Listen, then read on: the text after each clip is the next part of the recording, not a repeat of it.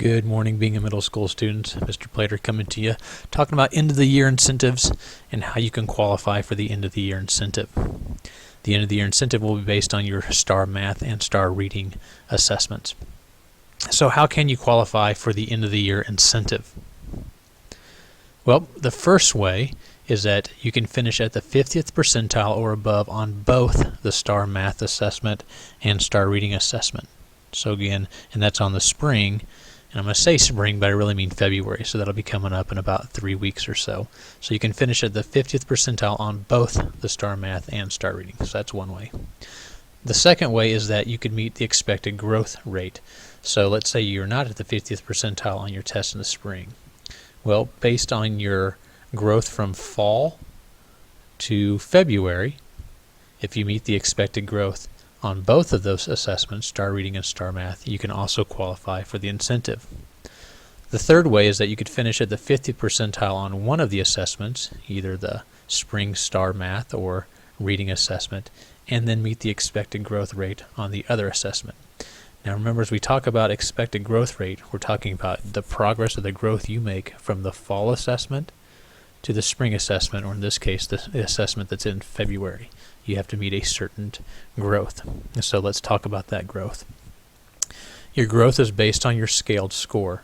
So everyone took a STAR Reading and STAR Math assessment in August, so that was back in the fall. And so you'll need to meet the growth shown here for 7th grade. This is our 7th grade growth rates.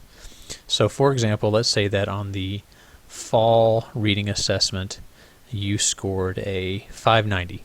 So you'd be sitting right here in this range. So in order for you to qualify based on STAR scores, you'd have to improve your score by 65 points. So if you were at 590, if you add 65 points to that, that would be the score you'd need in February. Same thing for STAR Math. You should know what your scores are for your fall reading score and your fall math score, and those should be written down in your agenda or wherever your math or ELA teacher had you write those down so you know what they are. So you can go with your teacher and determine what your score would need to be in February, coming up here in about 3 weeks. So here's an example of a 7th grade growth. Let's say on the fall STAR Math assessment, your score was 660. So what would your February score need to be on the upcoming test? Well, with a score of 660 on the STAR Math assessment in the fall, in order to qualify for in your February test, you'd have to grow a minimum of 62 points. So if you're at 660 and you add 62 to that score, you would need a total score in February of 722 in order to qualify. And the same thing would work for ELA. You'd fall in a certain range, add that score, and if you meet that score in February, you qualify. Here's our expected growth for 8th grade, very similar to the 7th grade. Again, it gives the ranges for reading and the points you'll need in order to qualify, and the same thing with our STAR Math. Here are the ranges on the fall test and where you'd need to be in the February test. You add those points to it in order to qualify with growth. So here's an example for 8th grade. On your fall ELA, or STAR Reading assessment, let's say you had a scaled score of 700. So what would be the minimum score you'd need in February in order to qualify? Well, you'd have to grow 62 points again. I think that was the same as the last one. So 700 plus 62 would mean that you need a score of 762 to qualify for your STAR Reading. And that would be, again, if we're qualifying by growth. So if you're under the 50th percentile, you can still earn the incentive by meeting these growths. So a few reminders. In order to qualify for the end of the year incentive, you must meet qualifications on both STAR Math and STAR Reading. So you have to meet on both of them in order to qualify. You can qualify by meeting the expected growth from fall to spring, so that's some of the examples we just gave.